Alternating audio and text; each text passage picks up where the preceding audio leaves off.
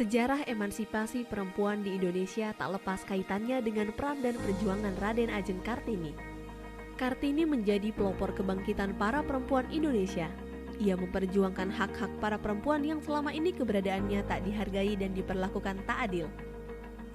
Melalui karya sastra dan gagasannya, seperti yang selalu ia katakan, jangan biarkan kegelapan kembali datang, jangan biarkan kaum wanita kembali diperlakukan semena-mena. Habis gelap, terbitlah terang. Kartini mampu mengubah keadaan para perempuan untuk mendapatkan kebebasan dan keadilan. Kartini telah menunjukkan bahwa perempuan bisa menentukan pilihan hidupnya tanpa paksaan orang tua, dan perempuan bisa meraih pendidikan setinggi-tingginya.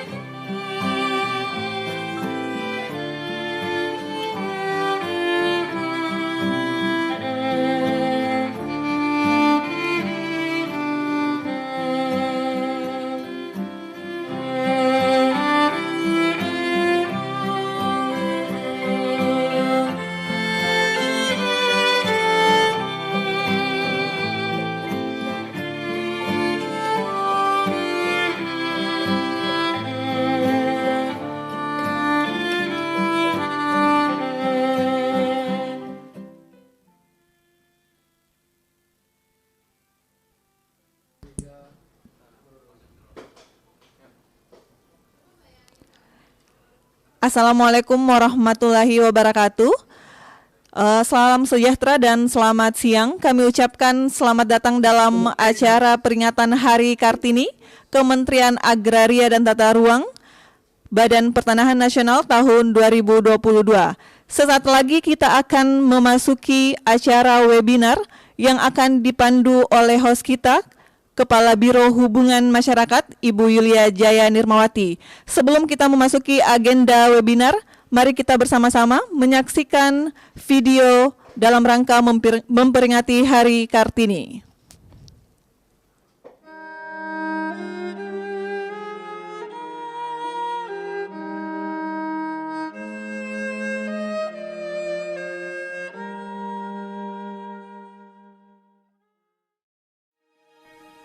Sejarah emansipasi perempuan di Indonesia tak lepas kaitannya dengan peran dan perjuangan Raden Ajeng Kartini.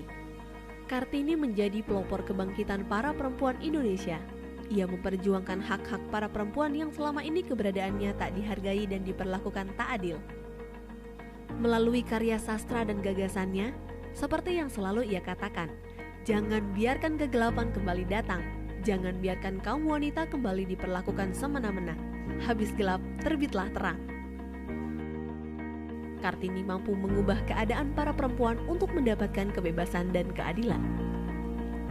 Kartini telah menunjukkan bahwa perempuan bisa menentukan pilihan hidupnya tanpa paksaan orang tua, dan perempuan bisa meraih pendidikan setinggi-tingginya, sehingga perempuan bisa berkontribusi dan memiliki peran dalam kehidupan berbangsa dan bernegara. Sampai saat ini, Kartini telah meninggalkan makna tersendiri bagi perempuan Indonesia untuk maju dan meraih mimpi, bahwa perempuan itu harus sadar akan kemampuannya yang tersembunyi. Perempuan memiliki kekuatan di tengah kelembutannya, bahkan tidak jarang menjadi tulang punggung bagi keluarga dengan multitalentanya. Peran perempuan sudah tidak bisa terbantahkan lagi.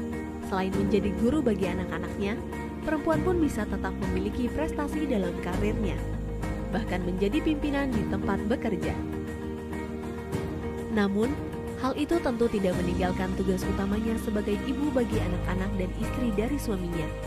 Inilah yang menjadi spirit Kartini, perempuan modern, sukses, tapi tidak melupakan kodratnya.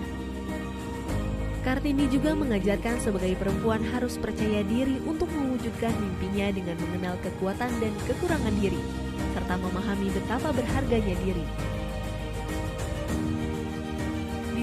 Kementerian ATR BPN terlahir banyak sosok perempuan Kartini modern. Perempuan dengan semangat dan perjuangan seperti Kartini yang selama ini dikenal masyarakat. perempuan yang berkarya dan berkontribusi bagi lingkungan sekitar dan bangsanya. Kata, aku tiada dapat, melenyapkan rasa berani. Kalimat, aku mau, membuat kita mudah mendaki puncak gunung. Dua kalimat penuh arti tersebut keluar dari sosok Kartini menunjukkan optimisme dalam melawan batas diri. Hal itu merujuk semangat pantang menyerah yang coba ditularkan Kartini pada semua Sri Kandi di lingkungan Kementerian ATR BPN. Wahai perempuan, kiprahmu besar untuk negeri. Selamat Hari Kartini.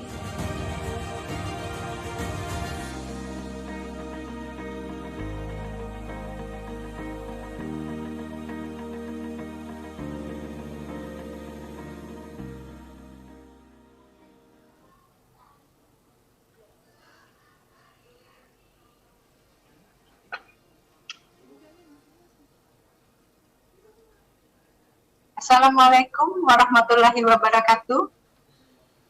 Selamat siang dan salam sejahtera untuk kita semua. Om Swastiastu, Namo Buddhaya, salam kebajikan. Para peserta webinar yang berbahagia, hari ini tanggal 21 April 2022, di mana peringatan Hari Kartini bertepatan dengan bulan suci Ramadan, tanpa mengurangi rasa hormat kita dalam rangka memperingati Hari Kartini. Kementerian ATR BPN menyelenggarakan webinar dengan tema perempuan dan kekuatannya yang tersembunyi. Kegiatan hari ini dilaksanakan melalui virtual dan melalui hadir langsung bertempat di ruang PTSL. Tentunya dengan narasumber kita yang sangat luar biasa, yaitu Ibu Dinariati Cokro Suprihatono MPSI. Nanti akan diperkenalkan secara komplit oleh moderator kita, Ibu Adriani Sukmoro. Nah, dalam kesempatan ini nanti webinar akan dimoderator oleh Ibu Adriani Sukmoro, tenaga ahli bidang manajemen sumber daya manusia Kementerian ATR BPN. Dan sebagai penanggap adalah Ibu Ari Yuriwin, tenaga ahli bidang pengadaan tanah Kementerian Agraria dan Tata Ruang Badan Pertanahan Nasional. Kami menyapa dulu kepada Ibu narasumber, Ibu moderator, dan Ibu penanggap yang hari ini hadir sangat luar biasa. Mungkin patut kami informasikan, hari ini juga Kementerian ATR BPN itu dalam rangka memperingati hari selain mengadakan webinar juga menggunakan kain, Ibu-ibu sekalian. Jadi kita ini bawahnya ini adalah kain, Ibu Din. Tapi karena kita berada di Zoom, kita tidak bisa melihat secara utuh. Nah, semoga harapan kami, semoga Kementerian ATR BPN ini selalu melahirkan perempuan-perempuan tangguh dan hebat. Seperti tadi kita lihat di video yang ditayangkan pada saat acara. Demikian mungkin para peserta webinar, tentunya marilah kita dengarkan bersama materi yang akan disampaikan nanti. Untuk itu waktu kami persilahkan kepada Ibu moderator, Ibu Adriani. Iya, boleh Mbak, itu Kepada Ibu kami persilahkan. Iya, malam ya. Berarti kan toner 1, sabun 2, krim jerawat 1, yang 2 jam 1, sama yang aja itu ya. Ya Mbak, boleh difotoin Mbak. Iya. Kepada Ibu Adriani. Ya, terima kasih Ibu Karo Humas. Assalamualaikum warahmatullahi wabarakatuh. Selamat siang Ibu-ibu dan juga teman-teman kita perempuan yang belum menjadi ibu-ibu, dan juga mungkin beberapa bapak-bapak yang turut hadir dalam kegiatan kita siang ini ya. Salam damai sejahtera untuk kita semua. Om Swastiastu, Namo Buddhaya, dan salam kebajikan. Berbahagia sekali ya hari ini kita berkumpul di kegiatan walaupun terbatas dalam kegiatan Zoom. Kita mengadakan peringatan Hari Kartini dengan tema perempuan dan kekuatannya yang tersembunyi. Saya akan memperkenalkan narasumber kita siang ini, Ibu Dr. Randa Dina Riyati Cokro Suprihatono. Namanya panjang sekali, tetapi biasanya saya cukup memanggil beliau Ibu Dini Cokro. Jadi kita rame-rame memanggil beliau Ibu Dini aja deh ya, biar ringkas gitu ya. Nah, kita beruntung sekali bisa mendapatkan narasumber Ibu Dini yang sibuk ini karena beliau ini punya sesuatu yang yang luar biasa. Makanya kita pilih judulnya perempuan dan kekuatannya yang tersembunyi. Nah, izinkan saya memperkenalkan beliau dengan menampilkan ini dulu ya. Oh, bisakah saya di-disable untuk share screen ini panitia? Hanya sedikit kok sebelum mulai. Ya, bisa ya. Nah, ini ibu-ibu, bapak-bapak, teman-teman, apakah ada yang pernah melihat ini ya? Pasti pernah punya uang recehan Rp2.000 ya. Nah, ini sengaja saya tutup. Siapa yang bisa nebak? Coba saya ke Ibu Yuli dulu lah, Ibu Yulia ya. Siapakah ini? Buruan Bu, dibuka dompetnya. Mudah-mudahan ada Rp2.000. Kira-kira siapa ini tokoh yang ada di uang Rp2.000 ini Bu? Ibu Karo Yulia. Pak Cokro ya? Ya, Pak Cokro, Cokro Sopo. Cokro Aminoto. Nah, ya. Husni Tamrin, Bu. Ya, itu suara siapa itu? Muhammad Husni Tamrin. Iya, Muhammad Husni Tamrin. Oke. Suara Ya. Iya. Ya, terima kasih Bu. Tolong di-mute lagi. Terima kasih, betul sekali. Beliau ini adalah Muhammad Husni Tamrin. Cokro Aminoto nanti kita tampilkan di lain kesempatan ya. Beliau ini siapa gitu? Apa hubungannya loh? Ini kita kan mau mengundang Ibu Dini Cokro gitu. Ternyata beliau ini kita beruntung sekali. Ibu Dini Cokro ini adalah titisan darah langsung dari Muhammad Husni Tamrin, MH Tamrin gitu ya. Beliau adalah pahlawan nasional yang hidup tahun 1894 sampai 1941 ya. Jadi usianya singkat sebenarnya, tapi beliau diakui sebagai pahlawan nasional. Jadi ini kita punya narasumber cucu pahlawan nasional. Siapa sebenarnya Pak Muhammad Husni Tamrin ini? Beliau ini mempunyai ayah Belanda, ibunya Betawi, tapi dia menjadi tokoh Betawi yang terkenal sekali, meninggal di usia muda 46 tahun. Beliau itu namanya diabadikan sebagai pahlawan nasional ya, namanya diabadikan di Jalan Protokol Ibu Kota Jakarta. Jadi kalau dari kantor kita ke Jalan Sudirman, lalu nyambung lagi, itu Jalan MH Tamrin, akhirnya dapat Istana Negara.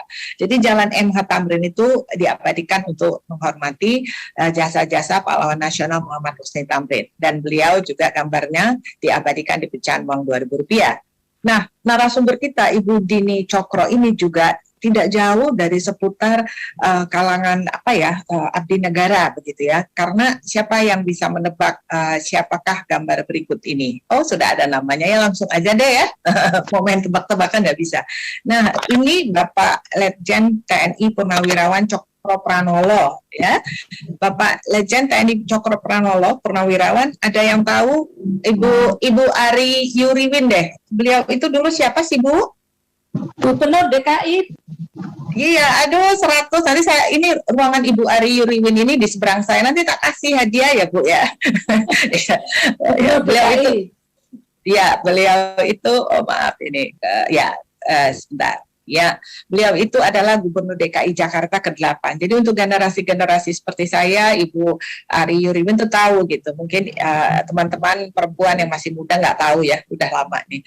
Beliau ini pengawal pribadi Jenderal Sudirman. Nah ini kalau nggak salah ini nih, kalau saya lihat ya mirip sekali, saya nebak-nebak. Ini sepertinya Bapak Cokro Pranolo mendampingi Jenderal Sudirman ketika masih hidup, dan beliau telah menulis buku biografi Jenderal Sudirman yang berjudul Panglima Besar TNI Jenderal Sudirman, Pemimpin Pendobrak Terakhir Penjajahan Indonesia. Baik, cukup sekian share-nya. Saya akan berbicara tentang Ibu Dini Cokro. Beliau itu sarjana psikologi seperti saya, dan beliau juga mengambil magister psikologinya di Universitas Indonesia. Jadi S1 S2-nya dari Universitas Indonesia.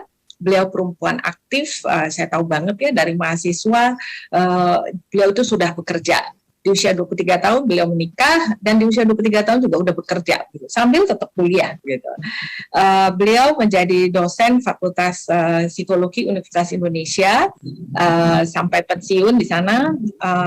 Beliau juga mengajar di berbagai institusi, pernah menjabat sebagai wakil dekan Fakultas Psikologi dengan bidang berbeda-beda selama 3 periode, juga mendirikan kantor humas Universitas Indonesia dan menjadi kepalanya ya, kepala kantor humas. Dan yang saya highlight adalah di sini beliau pernah menjadi Dubes Republik Indonesia untuk Republik Ekuador di tahun 2016 sampai 2020. Jadi kita beruntung sekali mendapatkan narasumber yang luar biasa siang ini, dan saya akan menyerahkan floor kesempatan waktu kepada Ibu Dini dengan memulai pertanyaan. Pertanyaannya satu ini Bu ya. Nanti Ibu sambung terus dengan presentasi ya Bu Dini ya. Bu Dini, wanita itu dikenal sebagai apa ya? Sering dianggap sebagai makhluk yang lemah begitu ya. Padahal kita tahu deh ya, perempuan-perempuan ini tahu bahwa kita itu sebenarnya makhluk yang paling mendapatkan berkah nikmat. Nah monggo Mbak Dini, tolong kita diberi pencerahan, dimulai dengan pertanyaan ini. Waktu dan tempat kita serahkan, monggo.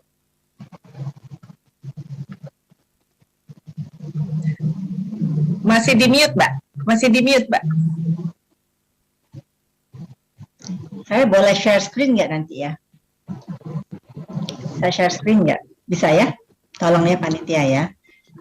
Saya senang sekali ya ketemu dengan semua ibu-ibu cantik. Mungkin ada bapaknya juga ya di kantor ATR BPN. Luar biasa. Ini luar biasa sekali ya, di tengah-tengah baru selesainya pandemi kita bisa ketemu, walaupun tadinya mau offline ya, tapi demi kesehatan jadi kita online.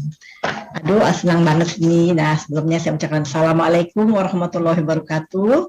Om Swastiastu, Namo Buddhaya, Shalom, Namaste, Rahayu, dan salam sejahtera buat kita semua. Pada yang terhormat Ibu Ari Yuliwan sebagai tenaga ahli bidang pengadaan tanah Kementerian ATR BPN, juga kepada moderator saya yang selalu menyenangkan, Bu Diani, juga ini MC-nya ya, Mbak Yulia Jaya. Hari ini saya mendapatkan kehormatan sekali untuk bisa sedikit, kita nggak bilang mengajarkan ya, tapi kita berbincang-bincang kali ya. Karena saya tahu ibu-ibu pasti punya pengalaman, betul nggak? Ya bisa jawab ya. Soalnya kita nggak ini sih ya, nggak offline. Pasti punya pengalaman, dan saya akan sedikit cerita tentang psikologi perempuan ya sebelum kita ngobrol lebih lanjut, karena Ibu Diani minta saya juga menceritakan pengalaman-pengalaman kerja saya selama ini. Ya memang alhamdulillah dapat beberapa anugerah ya, misalnya dapat adjunct professor dari University of Queensland, Australia ya, terus dapat beberapa sertifikat dari University Erasmus Hoyes Belanda dan dari Case Western University di Amerika. Juga di Ekuador selama jadi duta besar juga mendapat penghargaan-penghargaan dari hasil kerja kita di situ. Nah, dan saya rasa kalau saya cerita, nah ibu-ibu juga pasti akan, oh gini ya, oh iya saya begitu. Gitu. Coba kita sambil dengar cerita saya, sambil mencoba untuk merasa dalam diri kita sendiri bagaimana itu terjadi. Saya bisa share screen ya? Bisa? Monggo Mbak.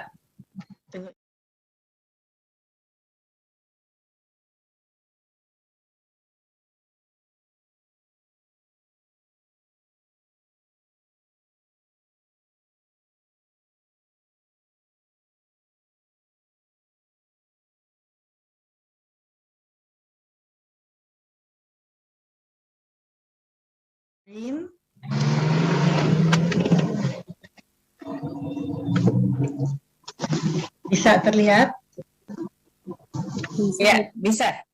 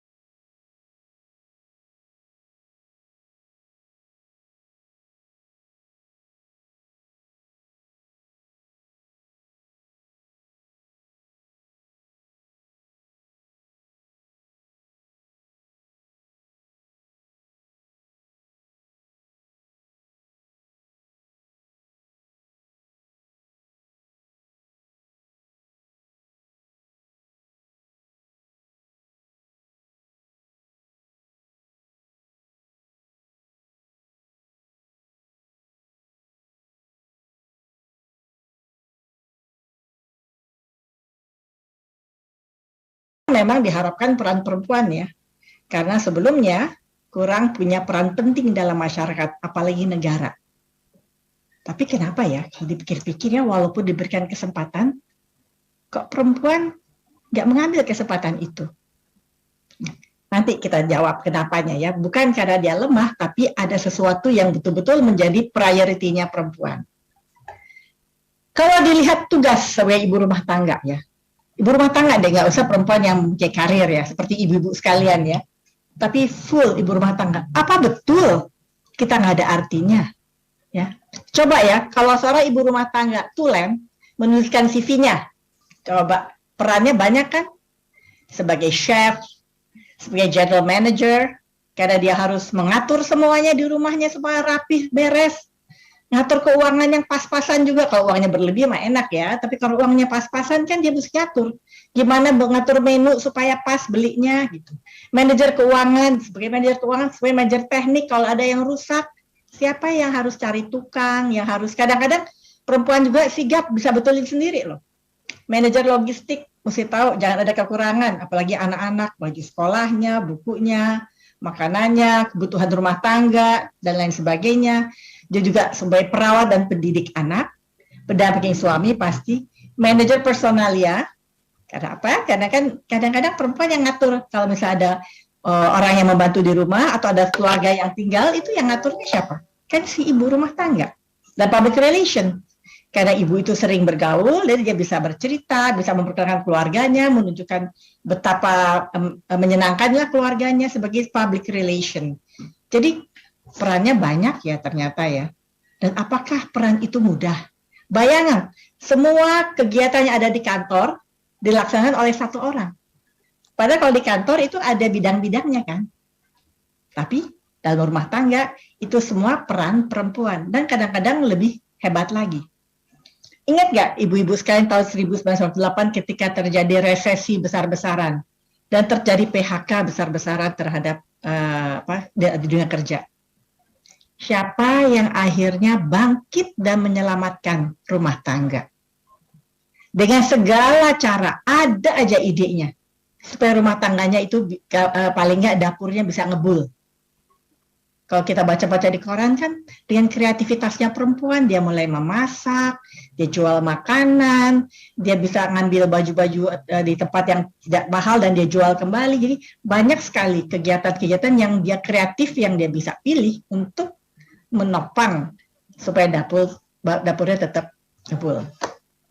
Tapi meskipun dibuka kesempatan, kadang-kadang peran perempuan kurang terlihat dalam masyarakat. Kenapa ya? Salah satunya adalah karena kita kadang-kadang nggak mengenal diri kita.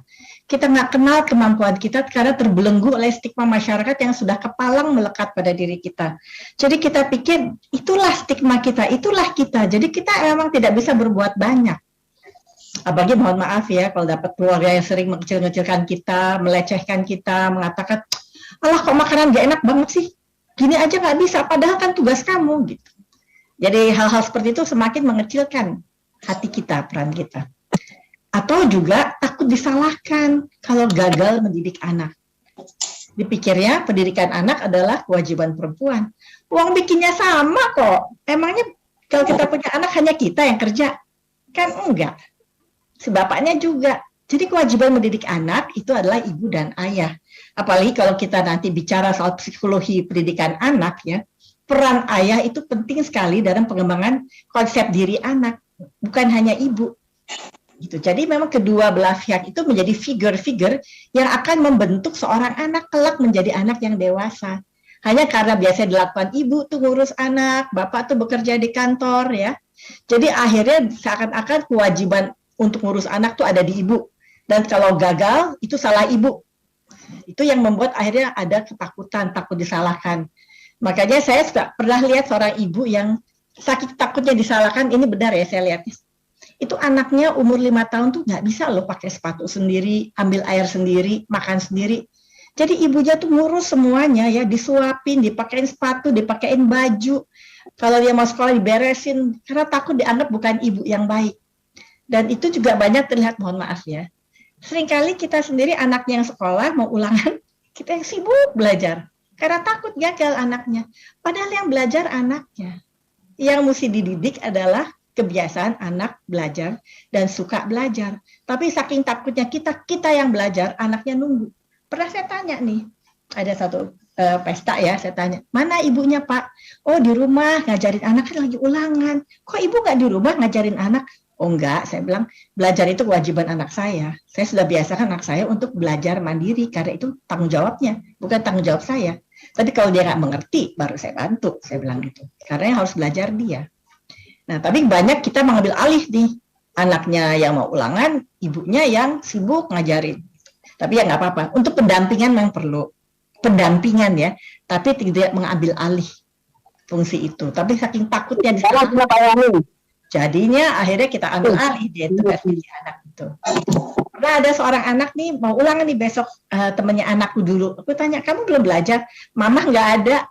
Saya nggak belajar. Saya belajarnya nunggu mamah dulu. Nah, luar biasa kan? Dan yang bagus adalah memang pilihan. Saya memang ditawarkan macam-macam, tapi pilihan saya adalah menjadi ibu rumah tangga. Kenapa? Karena saya berkewajiban untuk membimbing anak saya kepada suatu kehidupan yang menguntungkan dirinya kelak menghadapi tantangannya. Dan ini saya lihat di generasi anak-anak saya ya, ada yang mereka punya karir, ada yang mengundurkan diri. Saya tanya, kenapa kamu mengundurkan diri? Gaji kamu besar, karir kamu bagus, pengalaman kamu bagus, tapi kamu memilih untuk menjadi ibu rumah tangga. Jawaban, ada beberapa anak-anak muda tuh saya tanya ya, teman-teman anak saya, dan di luar dugaan, saya kagum dengan jawabannya. Mereka mengatakan, Bu, zaman depan itu sangat sulit, Bu. Tantangan terhadap anak-anak itu berat, nggak seperti zaman saya masih kecil. Jadi saya harus membimbing mereka untuk bisa menjawab tantangan. Karena di sekolah belum tentu mengerti bagaimana membimbing anak untuk suka belajar, untuk berdiskusi, untuk kreatif. Jadi saya isi di rumah. Oleh karena itu, saya lebih baik tidak bekerja, tapi saya banyak menyediakan waktu untuk anak-anak saya, supaya dia bisa siap menjadi anak-anak tangguh. Ya, ada satu paper saya mengenai anak tangguh ya, untuk menghadapi dunia masa depan ya. Jadi itu anak-anak tangguh itu memang harus diberikan suatu satu stimulan-stimulan yang khusus ya, yang kalau tidak dia lakukan di sekolah, karena tidak semua sekolah siap untuk memberikan itu orang tuanya lah yang berkewajiban untuk mendidik. Karena pendidikan utama memang adalah di rumah. Sehingga ada ibu-ibu muda yang saya lihat tuh pilihannya memang menjadi ibu rumah tangga, bukan karena tidak mau mengambil kesempatan. Saya angkat topi, karena dia berpikir maju ke depan demi anak-anaknya. Terus dia mengatakan, nanti Bu, kan saya kan punya kemampuan, dia bilang. Kalau nanti anak saya sudah berhasil, saya bisa lagi kerja karena saya yakin pada kemampuan saya. Very good, keren tuh. Atau kadang-kadang juga kurangnya kesempatan atau dukungan karena tugas domestik rumah tangga. Misalnya dia mau punya kegiatan di luar, jangan kamu di rumah aja. Soalnya nanti siapa yang ngurus anak? Oke, jadi dia terpaksa menjadi ibu rumah tangga karena tidak mendapatkan izin atau dukungan. Atau kadang-kadang kurang menyadari dan menghargai peran yang dapat dijalankan karena kurang memahami dirinya sendiri. Jadi itu yang kadang-kadang menghambat ya.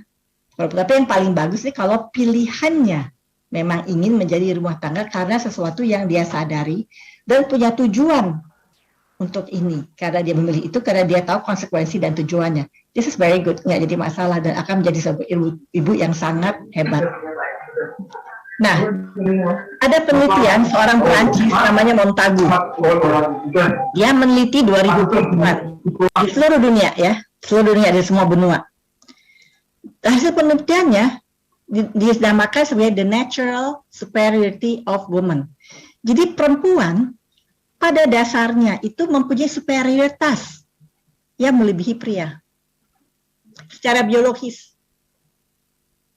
Ya, perempuan itu lebih kuat, lebih tahan banting, lebih tahan mental, dan bisa mengerjakan sesuatu sekaligus tanpa dia merasa bingung.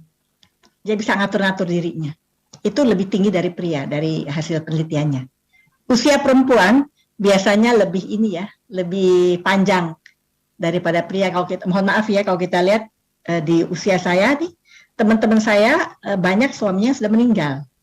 Ya karena memang usia perempuan tuh biasanya lebih panjang karena dia lebih kuat menghadapi stres. Daya tahan stresnya memang kuat dan sifatnya lebih lentur.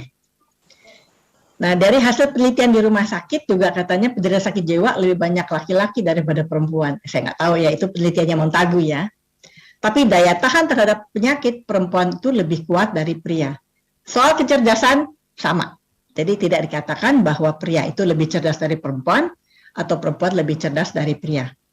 Nah, dari penelitian ini Montagu mengatakan bahwa perempuan sebenarnya ada makhluk yang luar biasa superiornya.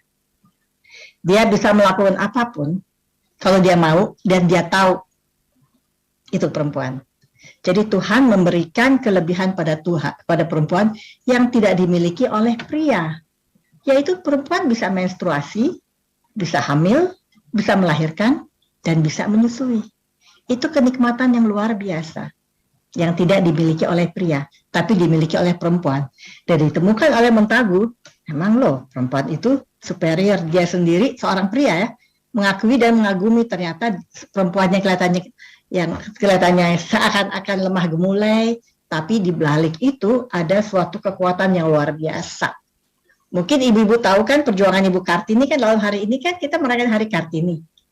Beliau itu dengan segala keterbatasannya, tapi mempunyai cita-cita yang tinggi, dia terobos itu semua dinding-dinding batas. Walaupun dengan sepucuk surat, walaupun harus hanya bicara dengan orang, nggak pernah takut, sehingga akhirnya apa yang terjadi? Dia bisa membuka kesempatan perempuan untuk melihat bahwa kita mempunyai banyak kesempatan untuk bisa berkiprah. Karena dia tahu dia punya kemampuan itu. Nah, kekuatan perempuan yang lain. Nih, cinta. Bukan artinya pria nggak punya cinta, tapi kalau perbedaan pria dan pria dan perempuan dengan wanita adalah kodrat lelaki adalah ambisi, kodrat perempuan adalah cinta. Cinta itulah yang muncul karena dia bisa hamil, bisa melahirkan, bisa menyusui. Sehingga untuk membesarkan anak, cinta itu penting untuk asah, asi, dan asuh. Dan cinta itulah yang sebetulnya mengontrol superioritasnya. Jadi sebetulnya tanpa sadar, benar nggak ibu-ibu? Merasa nggak?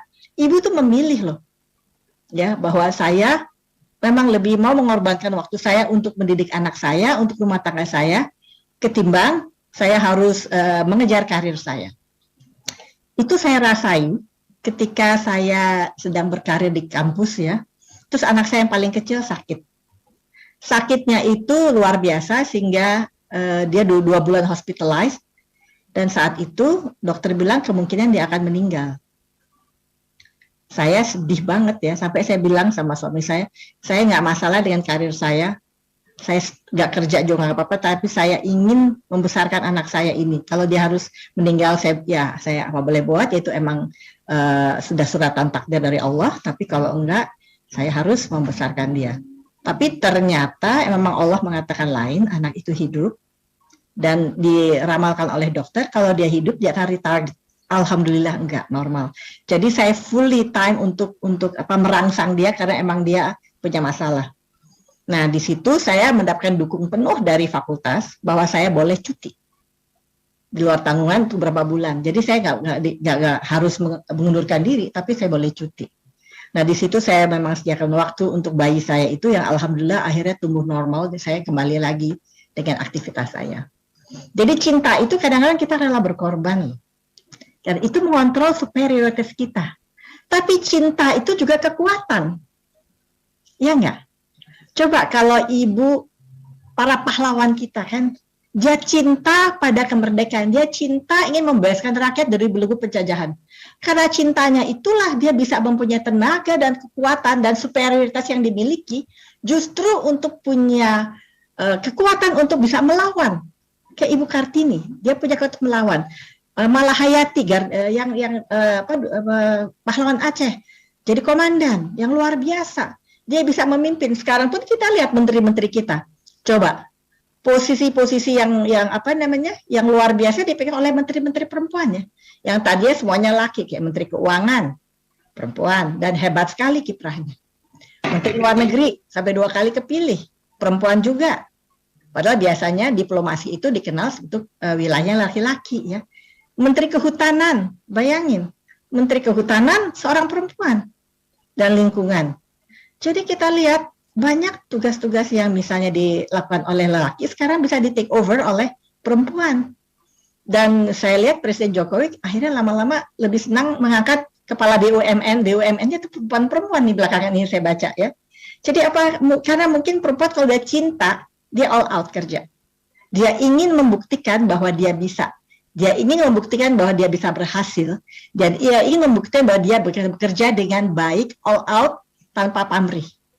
Saya rasa mungkin itu dirasakan juga oleh ibu-ibu ya. Ada nggak perasaan itu? Saya yakin pasti ada.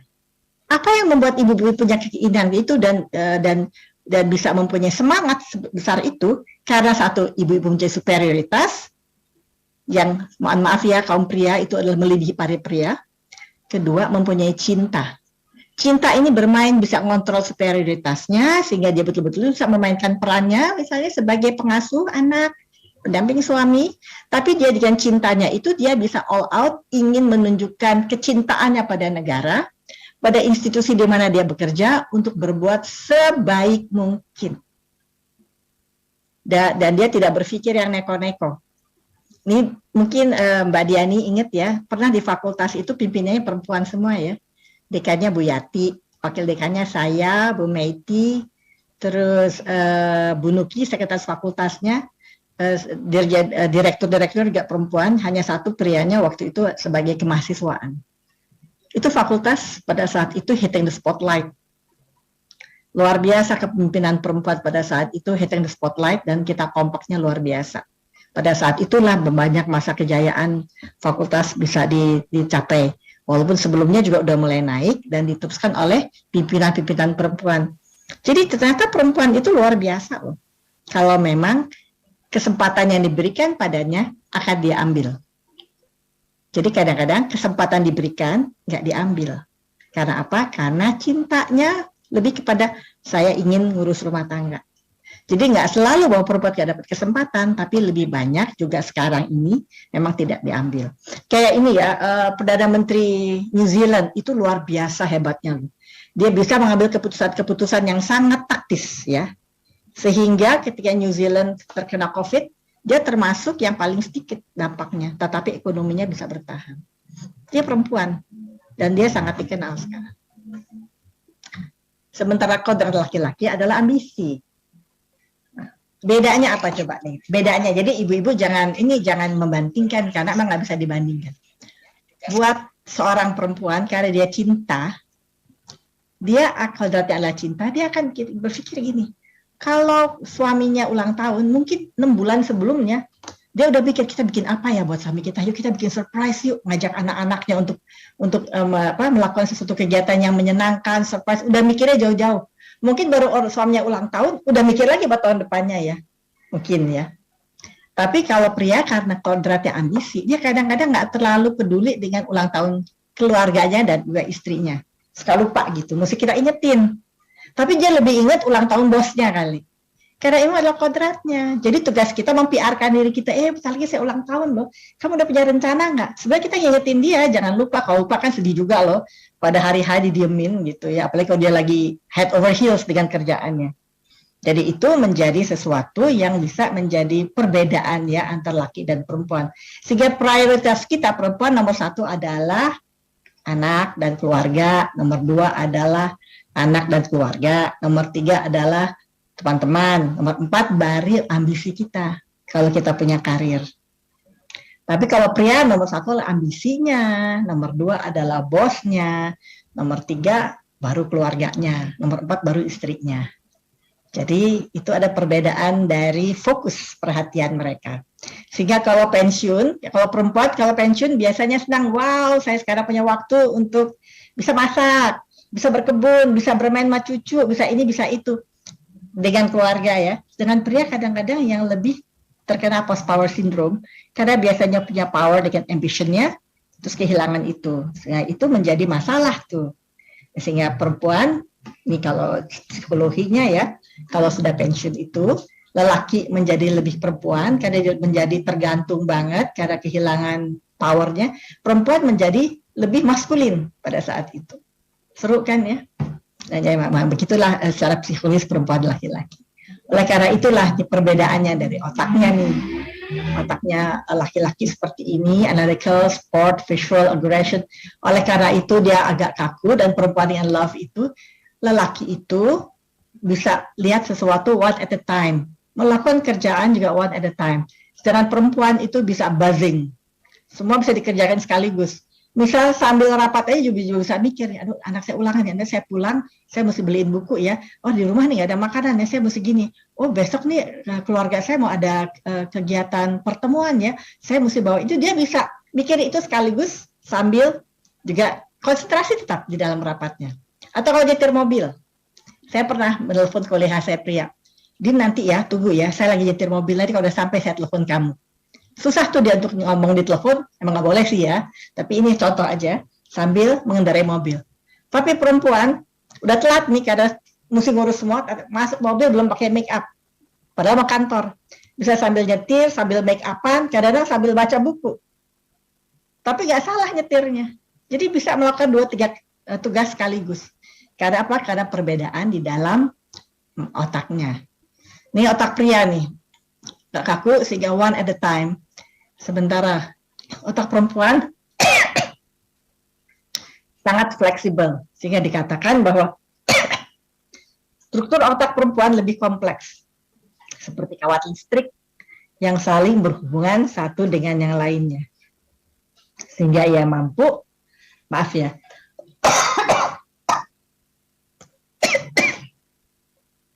mengingat banyak hal sekaligus, peduli pada banyak hal, dan pikirannya selalu bekerja. Menjalankan multiperan tanpa menggagalkan salah satu. Menjalankan banyak fungsinya. Maaf.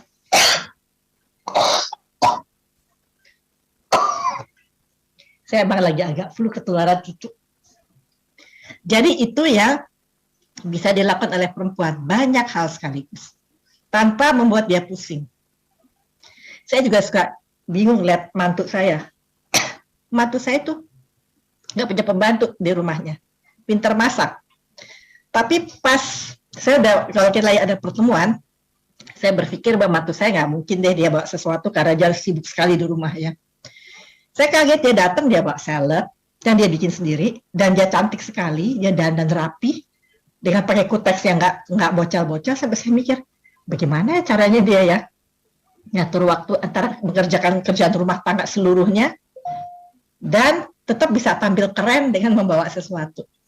Dia ketawa-ketawa karena emang dia bisa bagi waktu, karena otaknya emang membuat perempuan itu bisa melakukan sekaligus segala rupa sekalian. Kayak ibu-ibu juga kan, walaupun ibu kerja, pasti udah mikirin nih sahur nanti apa, buka puasanya bagaimana. Dan kalau harus entertain orang atau harus buka puasa di tempat, pasti berpikir saya mesti bawa apa. Jadi semua dilakukan, tapi semuanya beres. Nggak ada yang ketinggalan. Saya yakin itu, Bu. Betul nggak, Bu? Bu jawab sendiri ya, karena kita nggak bertanya jawab. Oleh karena itu, kita mampu berperan ganda, multitasking. Dengan adanya cinta atau love, perempuan memiliki kemampuan untuk nurturing, menjembatani, memiliki empathy, mempunyai holistic approach, pendekatan yang holistik, dan fokus sekali menangani hal yang kecil-kecil, titik-titik. Makanya sekarang kerjaan-kerjaan komputer tuh banyak diminta perempuan karena titik-titiknya itu loh dia. Banyak sekali pilihan kegiatan yang berhasil perempuan laksanakan.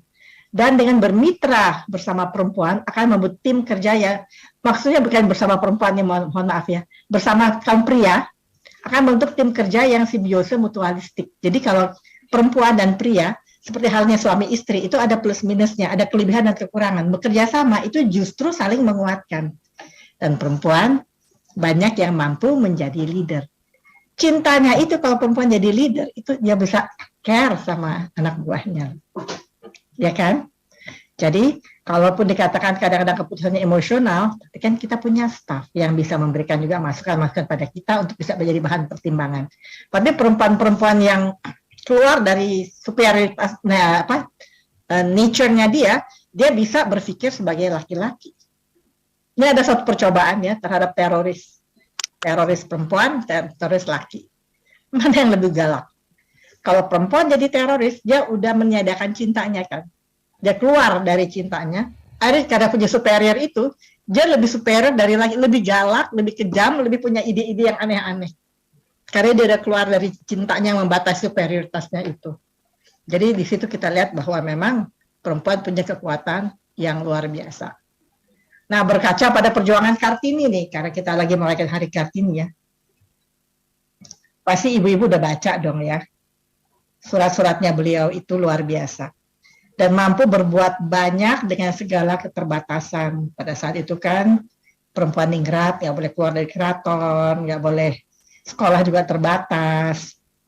Dan lain sebagainya. Kalau juga menikah juga dijodohin gitu, walaupun dia nggak suka, tapi dia masih mengikuti aturan-aturan, tapi dia tidak melanggar aturan, tapi dia punya kemampuan bagaimana caranya dia bisa mengatasi keterbatasannya dengan menggunakan semua resource atau sumber yang dimilikinya. Antusias dan percaya diri. Jangan lupa, ini ada perannya Kartono loh, kakak beliau, yang pandai sekali dan lebih banyak tinggal di Eropa, sehingga sering memberikan banyak masukan kepada Ibu Kartini. Itu kan banyak masukan, itu kan sebenarnya kesempatan ya, diberikan buku, diberikan bacaan, diberikan majalah-majalah yang membuat Ibu Kartini merasa hebat ya, bisa begini gitu. Gimana ya perempuan Indonesia bisa begitu? Ada dua, ada yang melihat itu sebagai kesempatan, belajar, dan punya cita-cita, ada yang cuma menikmati aja, oh iya begitu, atau don't care at all. Itu kan pilihan hidup ya. Nah, Ibu Kartini memilih untuk fight karena melihat kita ingin harus bisa juga perempuan-perempuan itu setara dengan laki-laki seperti halnya di Eropa. Nah, seperti teman saya nih yang dosen di UQ ya, dia bilang nih, sekarang nih perempuan nih kalau misalnya melahirkan, itu dia dapat cuti dan masuk setelah anaknya setahun. Selama ini bekerja dari rumah. Dan suami harus menolong 50-50. Nah, itu satu peraturan yang terjadi, sehingga akhirnya nggak boleh suaminya itu menyerahkan semua ke istrinya. Jadi itu adalah sesuatu pembagian yang sangat baik yang saya lihat ya. Nah, dan dia nggak pernah putus asa, tetap berusaha menghargai tata krama dan aturan, meskipun terasa masih dalam belenggu. Karena apa? Karena Kartini mempunyai self-leadership. Dia yang memimpin dirinya sendiri. Dia punya mimpi besar, punya motivasi kuat, selalu mau belajar dari buku-buku yang diberikan, berusaha dan bertindak, dan mempunyai semangat belajar. Nah, kalau ini tentang diri saya ya, karena saya suruh minta cerita tentang diri saya ya. Ya ini sedikit yang ya, saya menikah 23 tahun, masih kuliah, usia pernikahan saya 44 tahun, usia saat ini 68 tahun, punya 4 anak dan 7 orang cucu. Cucu saya yang paling besar, 2 orang udah remaja ya. Nah, ini tadi udah dibacakan oleh Ibu Diani apa kegiatan-kegiatan saya. Hanya saya diminta oleh memang mendirikan kantor humas UI. UI itu nggak punya humas, jadi saya diminta sama Pak Rektor, padahal saya itu masih menjabat sebagai wakil dekan. Wakil dekan juga lucu, waktu saya diangkat jadi wakil dekan, saya ditanyakan oleh Pak Sarlito wakil dekan, kamu mau wakil dekan yang mana? Bapak menyuruh saya wakil dekan yang mana? Yang nggak ada aja ya, wakil dekan 4.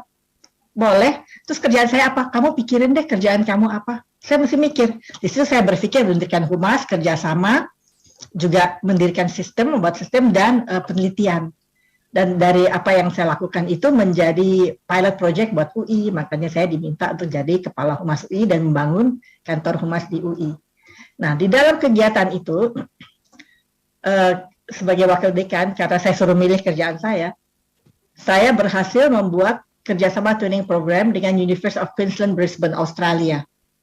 Waktu itu si Queensland University itu ada ranking 30 dunia dan kita UI masih 250-an gitu ya.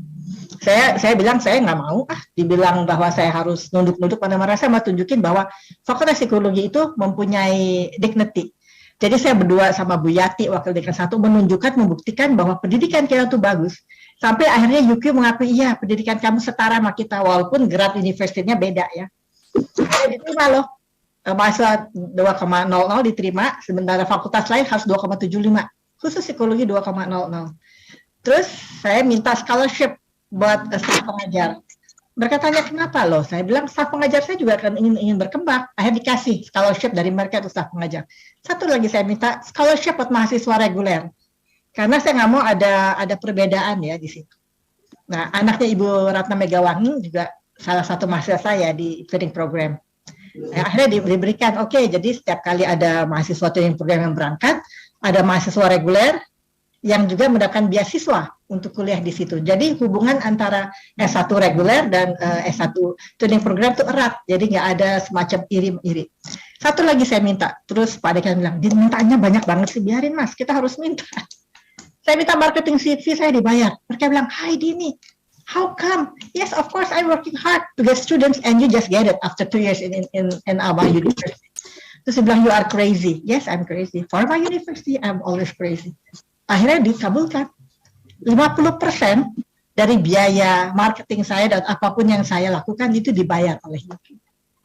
Jadi break even point kita 8 mahasiswa. Sehingga kita dapat banyak dana untuk pengembangan fakultas.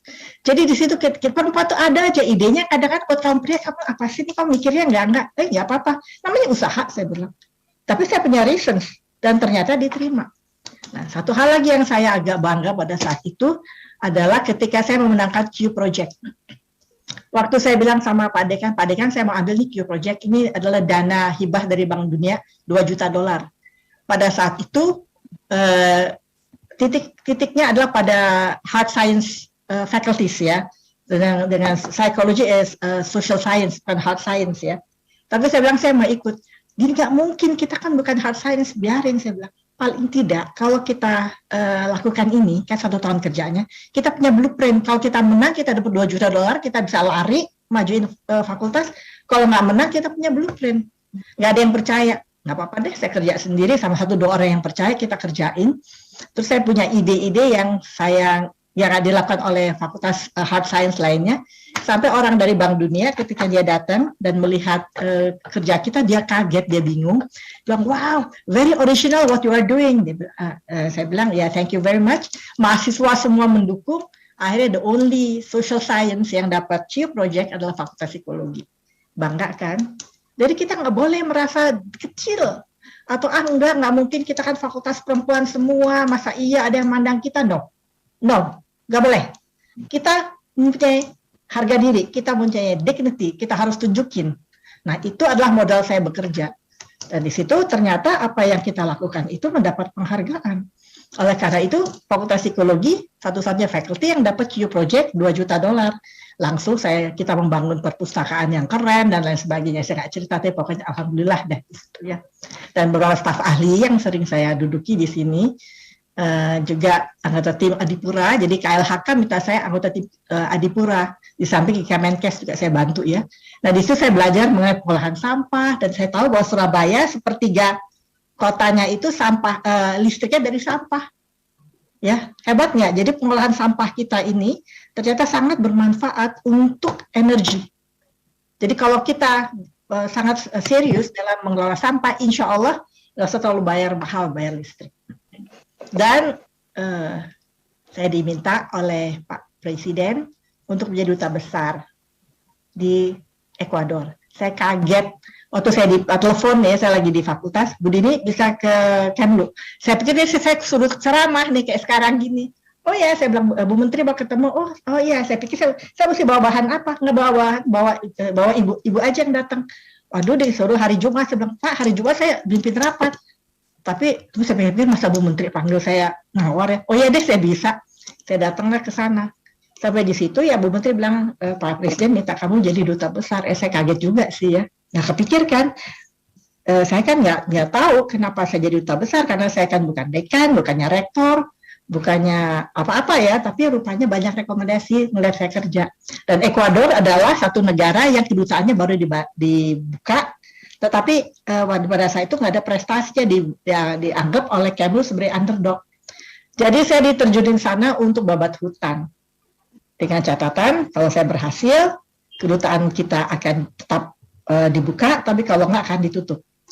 At the end, salah satunya at the end, Ekuador panggil saya waktu saya mau pulang, dia bilang, Madam Ambassador, saya sangat menghargai kerja Anda luar biasa. kita harus menutup 10 kedutaan kita di dunia.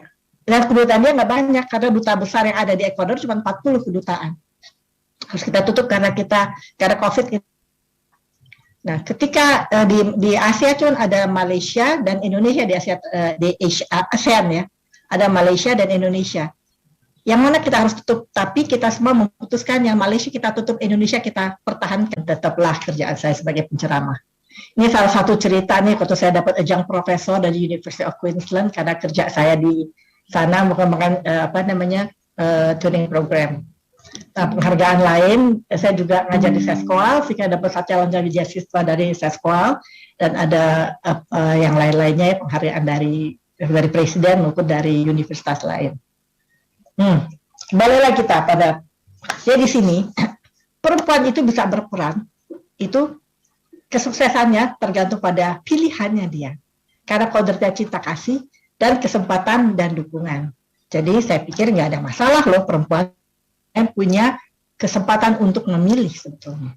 Namun tantangan yang mesti dihadapi adalah mampu kita menempatkan diri. Jangan merasa minder. Karena kita mempunyai ketangguhan yang luar biasa. Yang kita harus cari di diri kita. Kemampuan kita apa saja? Banyak sekali di sini. Kita mesti mengenal diri kita sendiri. Jangan terlalu terbelenggu pada stigma-stigma dari luar. Dan ingat aja, ibu rumah tangga aja kan tugasnya banyak, yang bisa, kita mampu mengerjakannya, itu berarti kelebihan kita. Dan kita bisa memiliki peran, tanpa membuat satu peran itu tidak berjalan dengan baik. Kita juga adalah makhluk yang berani mengambil risiko. Ya, pada saat dibutuhkan, bisa perempuan tampil, muncul, dan berhasil. Dan kita harus mampu menghadapi stereotip gender dikaitkan pada kita. Dan ternyata, perempuan ini sangat penting. Perkembangan industri, kalau ibu lihat sekarang dengan perkembangan industri, dengan metaverse ya, dengan adanya semuanya serba digital, siapa yang punya banyak kesempatan tuh perempuan loh untuk bekerja. Kita lihat di masa COVID ini, banyak perempuan yang berjualan online ya dan berhasil. Dan itu loh yang saya kagum. Itu makanan-makanan yang ditawarkan itu. Jadi kalau kita makanan aja ya, ditawarkan itu bisa bervariasi dan enak-enak dan nggak kepikir bahwa itu adalah idenya yang dia bisa bikin makanan yang diramu demikian rupa sehingga membuat kita menjadi wow. Jadi akhirnya berhasil lah. Peran wanita dalam pembangunan masyarakat sangat dibutuhkan, terutama sebagai pendidik tunas bangsa. Jadi walaupun demikian, tetap karena kita punya cinta dan care, itulah yang membuat kita diminta untuk menjadi pendidik tunas bangsa. Apalagi sekarang kita lihat tantangan di depan itu sangat berat. Kita nggak boleh meninggalkan budaya kita, tapi kita harus didik anak kita menjadi a future leader. Minimal self leadership, leader buat dirinya sendiri yang nggak cepat putus asa, yang bisa bangkit dari keterpurukan. Karena tantangan itu berkali-kali lipat daripada yang kita hadapi sekarang. Nah, peran kita lah untuk ini, dan kita bisa melakukan ini. Dengan perkembangan dunia digital, diberi kesempatan bagi peran perempuan untuk mendukung ekonomi keluarga, tadi sudah cerita. Pemerintah juga memberikan kesempatan yang sangat baik dalam pemerintahan, legislatif, profesi, dan lain-lain ya. Jadi kayak DPR itu untuk legislatif kan 30% ya diminta dari perempuan untuk masuk. Cuman karena sistemnya yang terlalu menyenangkan buat perempuan-perempuan yang barangkali punya ID, ya sehingga akhirnya mereka sering nggak kepilih. Yang kepilih kadang-kadang ya barangkali yang punya kelebihan nih kali gitu ya. Fasilitas pendukung domestik sekarang udah sangat dimudahkan, semuanya udah serba digital, serba mudah, serba masinal ya, sehingga kita juga nggak usah ngulek lagi ya. Kayak saya mau bikin apa aja, beli ke pasar Mesik, minta bumbu yang udah kayak bilang rendang sekilo. Kalau dulu kan kita mesti ngulek ya, sekarang lebih mudah, semua lebih cepat. Belum lagi bumbu-bumbu yang udah jadi juga banyak ya, membuat kerjaan kita lebih cepat. Apalagi sekarang ada Gojek, ada Grab, ada macam-macam gitu ya. Dan kita bisa pesen yang nggak usah pergi-pergi, tinggal dianterin aja. Kita mau seharian berkiprah, tahu di rumah tuh ada semuanya melalui si GoGo itu ya, bisa kita pesan ya. Bantuan ekonomi keluarga berikan peluang bagi wanita untuk menjadi breadwinner, terutama COVID. Dan ingat bahwa suami itu adalah kepala rumah tangga. Sehingga komunikasi dengan suami itu Dan dukungan suami akan membuat peran ganda pasti akan berperan. Oleh karena itu, para perempuan, ayo percaya diri, tunjukkan peran aktif dalam kegiatan yang digeluti, tapi tetap menghargai pasangan. Kita bisa bermain peran gitu, bisa sekali berkomunikasi dengan baik, ya, tanpa harus sok-sokan tuh bisa. Kita mempunyai cinta, itu loh yang sangat kuat. Komunikatif dan bijaksana dalam bersikap. Suami adalah kepala rumah tangga, dukungan dan pengertian suami sangat penting. Punya skala prioritas dalam melaksanakan tugas kita. Kita punya energi dan kemampuan berpikir dan pandangan yang luas, sehingga kita bisa punya prioritas dan melakukan itu dengan baik. Dapat membagi waktu dan energi, satu langkah akan sangat bermakna. Nah, sedikit ya, dampak positif apa ya kalau ibu punya kegiatan luar negeri, di luar negeri. Mampu menunjukkan eksistensi diri kita sebagai manusia. Jadi karena kita mempunyai kelebihan-kelebihan yang kita miliki, dengan adanya kiprah kita seperti ibu-ibu sekalian yang sekalian ini, ada 500 orang yang semua itu dari kementerian ini atau RBPN, itu kan karena memilih untuk punya peran. Dan tunjukkanlah eksistensi diri kita. Bekerjalah dengan baik, tampilkan bahwa perempuan itu bisa diandalkan. Cuti melahirkan doesn't mean anything. Tetap prestasi bisa dijalankan. Lebih hidup, bisa lebih sedikit menunjukkan keluhan fisik karena kita senang kan. Sebetulnya itu bekerja di luar dan pulang ke rumah itu suatu variasi dalam hidup ya. Sehingga kesulitan di rumah itu kita bisa senyum karena kita bahagia dengan di luar gitu. Jadinya itu sesuatu yang membuat kita menjadi sedikit keluhan fisik. Dan waktu tersedia banyak menunjukkan pengertian hubungan yang enak, dan dengan adanya digital di mana kita bisa berhubungan dan lebih sering, itu biasanya kita komunikasi kita nggak terputus dan kita bisa tahu ya apa yang anak-anak inginkan dan tanyakan. Anak-anak biasanya lebih mandiri dan bertanggung jawab, dan pada umumnya kita merawat penampilan kita. Jadi walaupun kita sudah berusia tapi kita mau kelihatan komprot kan, kita tetap mau kelihatan cantik, merawat diri, tetap kelihatan segar. Nah itu kan punya kebahagiaan diri kita sebagai perempuan. Dan nanti saya cerita sebagai duta besar keuntungan saya perempuan, dan kita bisa membagi waktu. Ya dampak negatifnya kadang-kadang pada saat dibutuhkan kita lagi nggak ada, bahwa tidak semua kebutuhan anggota keluarga bisa kita penuhi dengan maksimal, dan kadang-kadang lelah juga. Misalnya kita mesti di luar rumah, kebetulan pas kerjaan tugasnya berat banget itu, sampai di rumah pengen istirahat, jadi ketika harus mengerjakan tugas rumah tangga kita kadang tunggu dulu deh, tapi untuk ada Gojek ya bisa pesen-pesen aja, jadi lebih tenang deh. Izin Ibu Dini, ini ada satu pertanyaan bagus ya. Jadi saya pikir sebelum Ibu Dini masuk ke cerita gembira nanti ini saya lihat ya, selama menjadi duta besar Republik Indonesia atau Ekuador, ini saya ajukan dulu pertanyaan dari Ibu Nur Aziza, biasa kita panggil Ibu Inung. Pertanyaannya soalnya bagus banget. Nanti Ibu Ari menanggapi di akhir sesi saya pikir ya. Tapi ini takut kehabisan waktu, jadi saya bacakan aja. Beliau bertanya begini, Bu Dini, terkait maraknya kasus bunuh diri di mana ada kejadian ya, seorang ibu itu bersama anak-anaknya itu bunuh diri ya, dia membawa anak-anaknya itu bunuh diri karena terdesak terdesak oleh situasi. Ada ibu ini depresi akibat perilaku suami dan juga desakan ekonomi ya, jadi kombinasi gitu. Nah pertanyaan dari Ibu Inung, pertama, di manakah kekuatan wanita itu yang bisa dikembangkan, dioptimalkan agar jangan sampai terjadi seperti itu ya, sampai memutuskan bunuh diri, tidak ada jalan lain gitu ya, sepertinya gitu ya. Yang kedua, apa yang terjadi dengan kekuatan tersembunyi wanita yang ternyata tidak bisa menahan atau melawan tekanan batin itu, sehingga memutuskan melakukan perbuatan yang fatal tadi itu. Dan yang ketiga, bagaimana menyeimbangkan tekanan yang menimpa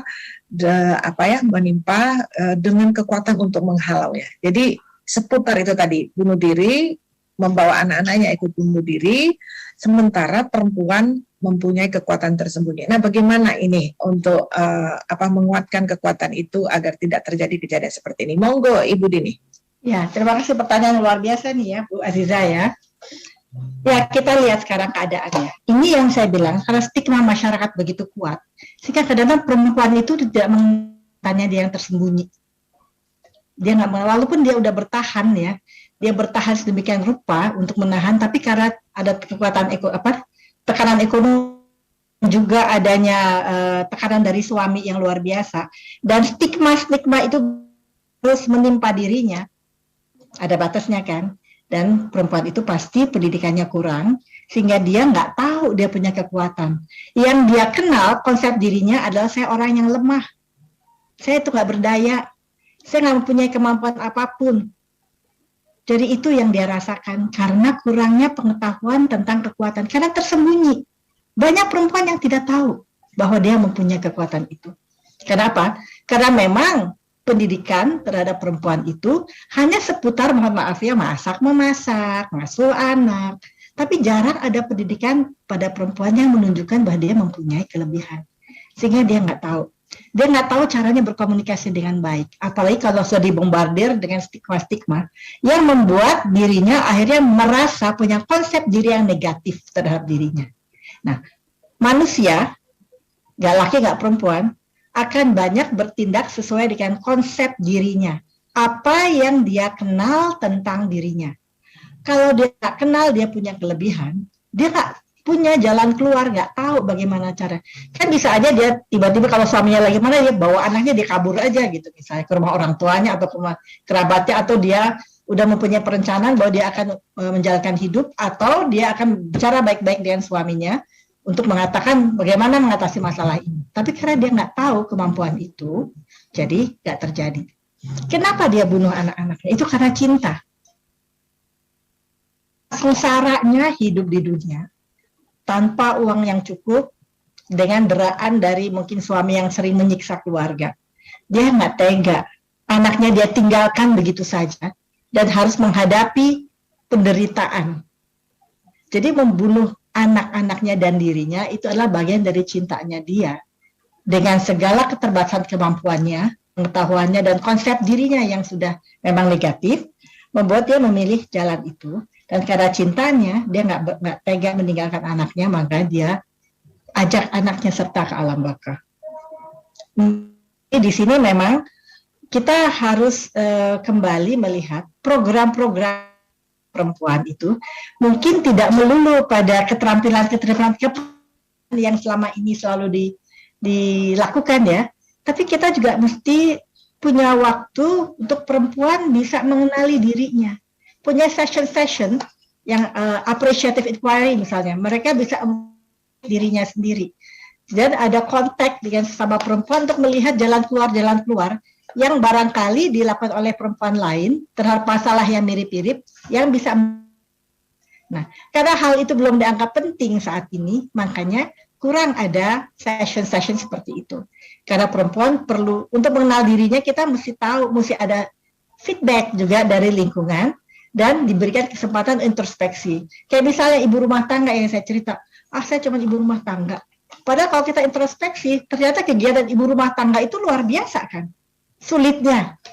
Dan belum tentu perempuan yang punya peran di luar itu bisa mengerjakan 100% full-timer ibu rumah tangga. Karena terus terang membosankan, tapi tekanannya banyak sekali.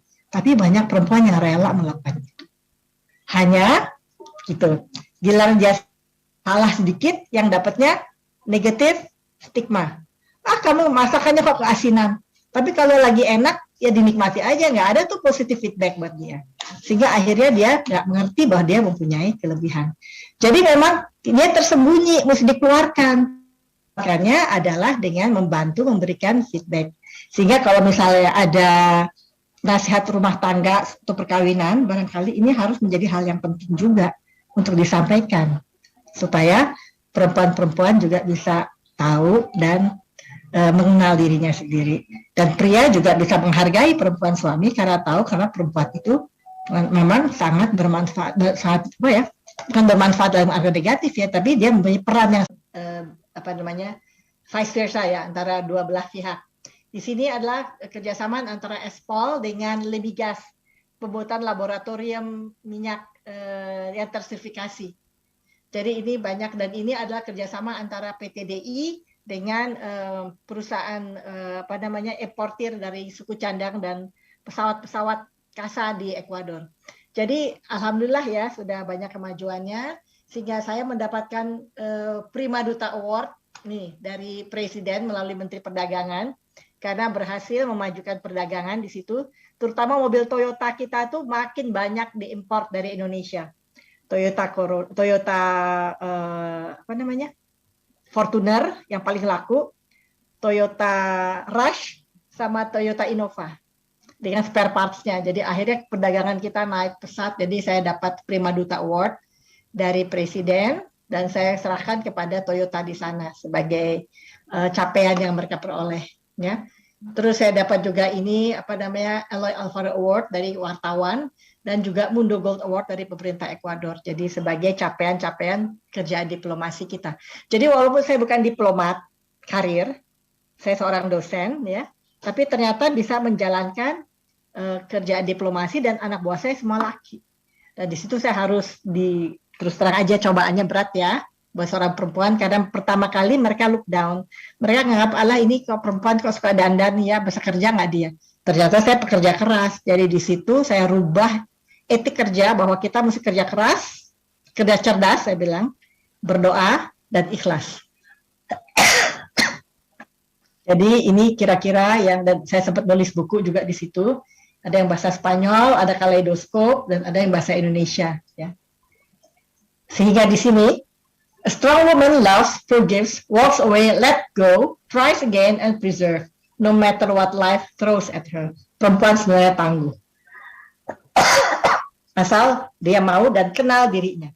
Tapi kadang-kadang banyak perempuan yang nggak kenal dirinya, nggak tahu kemampuannya, dan nggak tahu bahwa dia adalah makhluk yang kuat. Karena kualitas itu bukanlah suatu accident, bukanlah suatu kebetulan, tapi itu adalah pilihan-pilihan kita dari berbagai alternatif. Sebagai putusan-putusan yang intelijen dan skillful execution, sehingga kita bisa menjadi perempuan yang tangguh, yang tetap bisa berkembang, mengembangkan diri, tapi tetap menjadi seorang ibu dan istri yang baik, karena kita bisa membagi waktu kita dan berperan ganda. Nah, mungkin di situ sedikit paparan saya. Dan jika ada pertanyaan, monggo silahkan saya akan coba untuk jawabnya. Waduh, luar biasa Ibu Dini. Kita sudah kembali nih. Kita kembali di akhir-akhir. Di akhir aja ya. Biar bisa stop share ya. Kita kembali di akhir-akhir pemaparan Ibu Dini. Alhamdulillah bisa kembali. Lampu sudah hidup di kantor Sisingamangaraja, kantor pusat. Ini saya coba cek dulu, Ibu Ari Yuriwin, apakah engkau sudah kembali? Sudah, Ibu. Waduh, ya. Ibu Dini, kita sekarang mau dengar nih penanggap kita, Ibu Ari Yuriwin. Beliau tenaga ahli Menteri Bidang Pengadaan Tanah. Beliau tuh ada segudang pertanyaan. Nanti peserta lainnya kalau ada pertanyaan, monggo. Silakan, Ibu Ari. Baik, terima kasih Bu Andiani. Salam kenal Bu Dini Cokro, luar biasa. Kenal Bu. Pengalamannya yang luar biasa dan memotivasi teman-teman di ATR BPN untuk melakukan perubahan gitu ya. Nah, karena ini dalam rangka Hari Kartini dan tadi berkaca pada perjuangan Kartini, di mana dengan semua keterbatasan kondisi pada saat itu, Kartini memiliki self leadership ya. Nah, tentunya inilah yang perlu kita ambil hikmahnya dengan kondisi saat ini di mana kita sebagai orang tua ya, di mana kita sebagai orang tua ini menghadapi tantangan ke depan yang masa depan yang penuh dengan tantangan ya, di mana generasi milenial anak-anak kita ini kan sudah melalui kondisi sekarang sudah keterbukaan, ada digitalisasi, kemudian juga segala aktivitas pergaulan bebas untuk remaja-remaja kita. Nah, untuk apa yang harus kita lakukan, Ibu, ya, supaya anak-anak kita itu mempunyai self leadership, ya, karena tadi disampaikan oleh Ibu, karena ketakutan kita sebagai orang tua, sebagai ibu, takut kalau tidak memberikan kasih sayang, sehingga memfasilitasilah semua kebutuhan anak itu sehingga anak itu menjadi ketergantungan. Nah, bagaimana kita sebagai orang tua dan juga pilihan kita sebagai wanita ASN ya. Nah, ini bagaimana kita menghadapi tantangan ke depan terhadap generasi milenial. Terima kasih Bu Ari, satu pertanyaan yang bagus sekali ya, karena itu saya pikir ini pertanyaan mewakili pertanyaan semua ibu-ibu ya. Ya. Pasti ada kekhawatiran ya Bu ya, ini menghadapi ke depan ini yang kita sendiri kaget ya. Kita akan masuk dalam dunia metaverse ya. Kita mulai harus kenal crypto money. Kita melihat banyaknya pembohongan-pembohongan dari robot apa tuh? Ya, trading. Ya, robot trading ya. Ya, banyaknya sultan-sultan yang banyaknya sultan-sultan yang mendadak kaya dan luar biasa kayanya, apakah benar apa enggak kita nggak tahu, tapi membohongi akhirnya kan, memberikan suatu apa namanya gambaran yang keliru. Terus terang aja mendidik anak-anak zaman sekarang itu tidak bisa seperti kita dulu mendidik anak. Ya, tapi yang pasti satu adalah cinta. Ya, cinta, komunikasi itu harus ada. Pendidikan moral dan religi itu harus ada.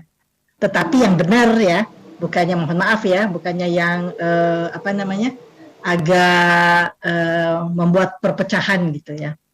Itu harus ada kita. Itu nomor satu. Karena kita harus menciptakan generasi tangguh. Ini adalah teori saya ya, karena saya kan menjadi ini juga apa namanya menjadi what you call it ya, staf ahlinya Kemenkes lah kadang-kadang ya untuk generasi 2045. Dan saya mengatakan kita harus menciptakan anak-anak Indonesia yang tangguh sehingga 2045 itu bisa tercipta generasi emas. Apa tuh tangguh? Anak-anak yang punya tujuan hidup. Dia tahu dia tuh mau ngapain. Dari kecil dia ngerti dia tujuannya apa buat belajar, kenapa dia mesti melakukan ini, kenapa dia memilih itu, dan lain sebagainya. Percaya diri, yang toleran. Toleransi itu penting ya, karena itu akan mengembangkan kebinekaan kita. Karena kita adalah negara dengan 700 kebudayaan. Etnisnya kita banyak sekali. Kalau kita nggak mengembangkan toleransi, kita akan terpecah belah. Apa kita mau Indonesia pecah-pecah? Nggak jadi NKRI lagi. Saya rasa nggak mau dong ya. Kita ingin tetap mempertahankan NKRI karena sangat bahagia hidup di Indonesia. Sebetulnya. Dibandingkan di tempat lain ya.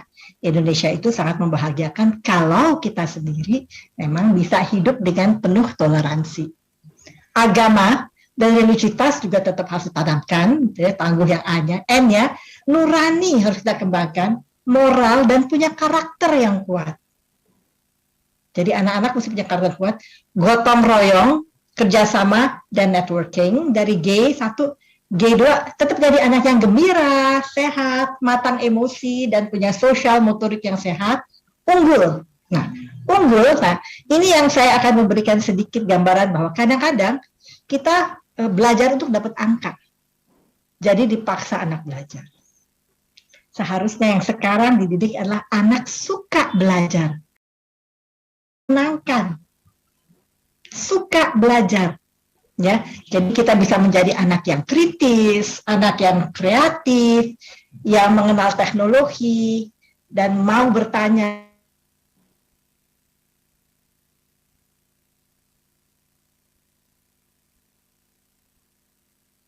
Ya, saya mau tanya-tanya dulu, gitu. Jadi anak-anak itu harus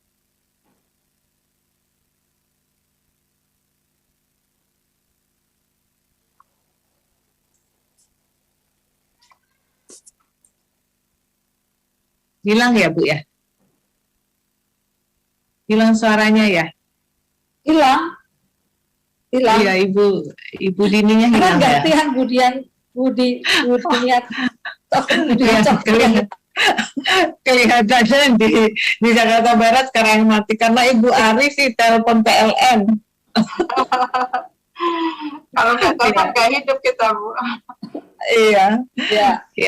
Jadi mungkin kita lihat apa? Oh iya, beliau bilang beliau hilang. Ya, jadi begini, kita isi Ibu Karo Humas dan Ibu tenaga ahli Ibu Ari Yuriwin. Karena waktu juga sudah mulai pukul 16, mungkin kita bisa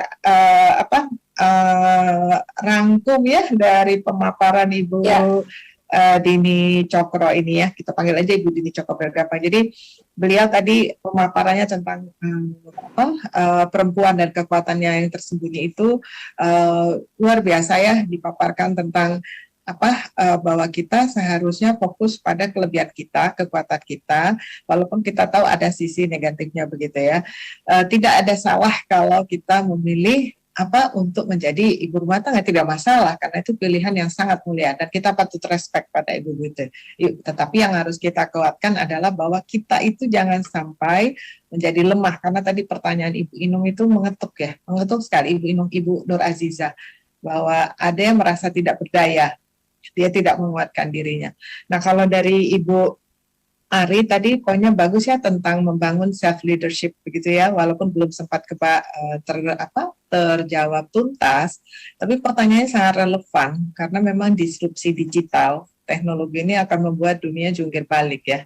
Apa yang kita siapkan untuk anak-anak kita belum tentu nanti itu berlaku atau relevan ke depannya. Tapi tadi sempat dapat ya Bu ya, bahwa itulah mengenai nurani ya, tentang diri dia, bagaimana menjadi diri dia gitu mentalnya. Begitu ya Bu ya? Iya. Ya. Saya lihat di sini ada pertanyaan sebentar di chat supaya puas semuanya ya. Bagaimana dari Ibu Tias, Mbak Tias mungkin. Bagaimana cara kita meminimalisir stereotip tentang perempuan dengan mengembangkan women support women. Ya, ini bagus banget ya. Tadi ini Mbak Tias yang ada di ruangan Ibu Ari ya, kalau nggak salah ya. Ya, pertanyaannya sama. Tadi kita bincang-bincang. Benar banget ya. Jadi tadi ada kata-kata bahasa Inggris yang keren banget gini ya. Women empower women. Woman empowering, kurang lebih begitu. Jadi perempuan yang monggo Mbak Tias kayaknya mau ngomong. Ya, bagaimana kita memberdayakan sesama perempuan ini, bagaimana saling memberdayakan, kurang lebih begitu. Jadi kita bantu perempuan-perempuan lain itu yang ada di lingkungan kita maupun di tempat kerja kita maupun di lingkungan kita. Jangan sampai perempuan mematikan perempuan gitulah ya. Jadi harus saling membantu. Dan ada tadi fenomena yang dari saya pernah bertanya beberapa orang, kenapa ketika saya mengadakan survei kecil-kecilan, saya tanya kepada pekerja-pekerja pria, lebih memilih mana?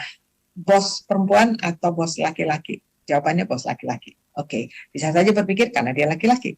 Tapi ketika saya bertanya kepada pegawai-pegawai perempuan, milih bos laki apa bos perempuan? Jawabannya sama, milih bos laki-laki. Dan itu bukan hanya satu dua, banyak ya. Jadi ini saya tidak akan menjawab karena bukan saya narasumbernya, tapi untuk jadi bahan pemikiran kita sebelum saya kembalikan ke Ibu Karohumas, bahwa ada stereotip mungkin dari perempuan. Kalau bos perempuan tuh gimana gitu ya, jadi agak ditakuti. Nah, jadi satu, harusnya perempuan membantu sesama perempuan, saling memberdayakan. Yang kedua, bagaimana kita menjadi bos perempuan yang diharapkan, disukai. Ya, seperti misalnya Bu Ari ya, saya mau jadi anak buahnya Bu Ari. Ya. Baik ya. Ya, baiklah ibu-ibu, teman-teman Sri Kandi dan bapak-bapak yang kalau ada hadir di sini, terima kasih atas waktunya. Saya kembalikan acara kita ini ke Ibu Karohumas host kita. Monggo Ibu Yulia. Masih di mute. Baik Ibu Adriani, selaku moderator, materi hari ini sungguh luar biasa. Sayang sekali tadi ada insiden lampu mati, kebetulan genset yang ada juga nggak dapat digunakan. Sehingga kalau kita lihat tadi jumlah peserta yang 500 lebih langsung drop menjadi 200-an. Ini menandakan hampir 350-an itu pesertanya dari kementerian.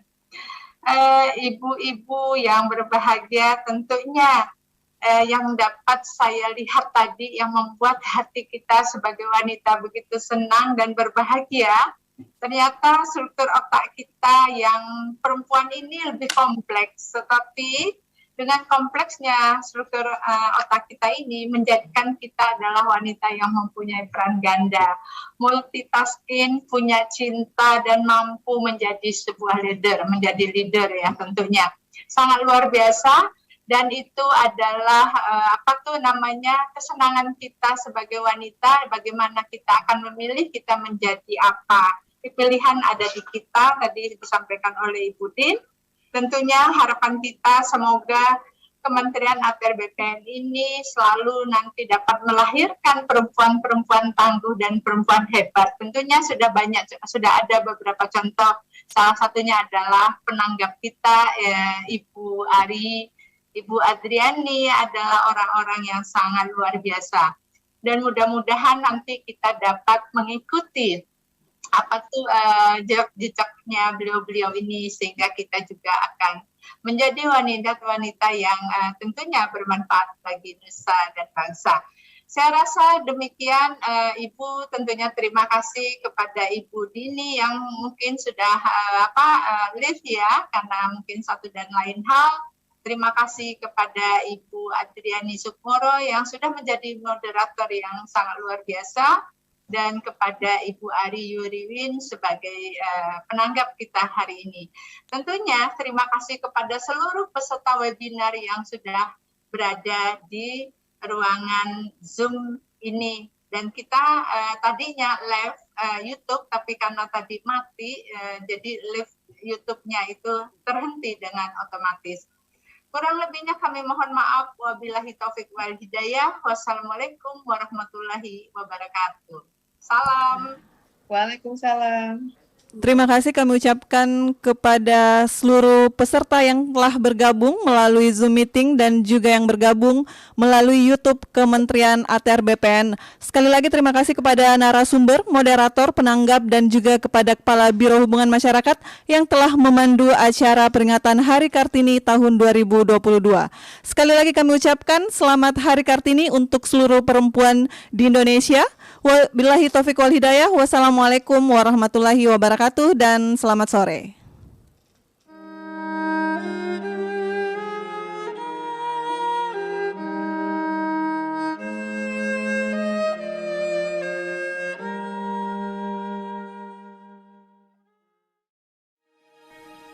Sejarah emansipasi perempuan di Indonesia tak lepas kaitannya dengan peran dan perjuangan Raden Ajeng Kartini.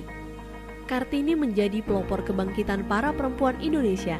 Ia memperjuangkan hak-hak para perempuan yang selama ini keberadaannya tak dihargai dan diperlakukan tak adil.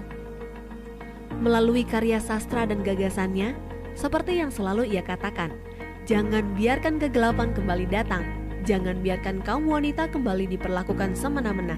Habis gelap, terbitlah terang. Kartini mampu mengubah keadaan para perempuan untuk mendapatkan kebebasan dan keadilan.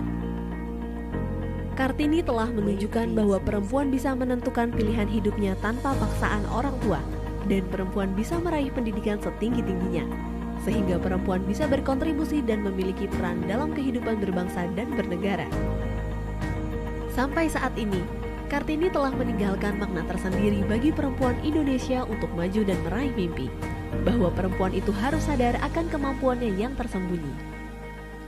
Perempuan memiliki kekuatan di tengah kelembutannya, bahkan tidak jarang menjadi tulang punggung bagi keluarga dengan multitalentanya.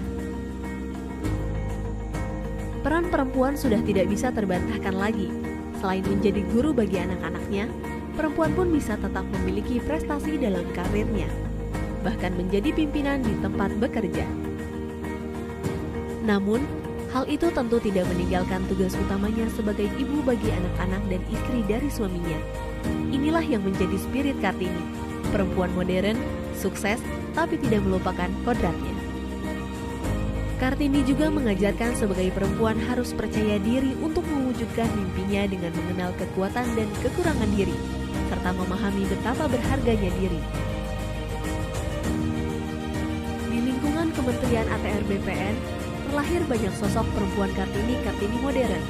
Perempuan dengan semangat dan perjuangan seperti Kartini yang selama ini dikenal masyarakat. Perempuan yang berkarya dan berkontribusi bagi lingkungan sekitar dan bangsanya. Kata, "Aku tiada dapat," melenyapkan rasa berani. kalimat "Aku mau" membuat kita mudah mendaki puncak gunung. Dua kalimat penuh arti tersebut keluar dari sosok Kartini menunjukkan optimisme dalam melawan batas hidup. Hal itu merujuk semangat pantang menyerah yang coba ditularkan Kartini pada semua Serikandi di lingkungan Kementerian ATR BPN. Wahai perempuan, kiprahmu besar untuk negeri. Selamat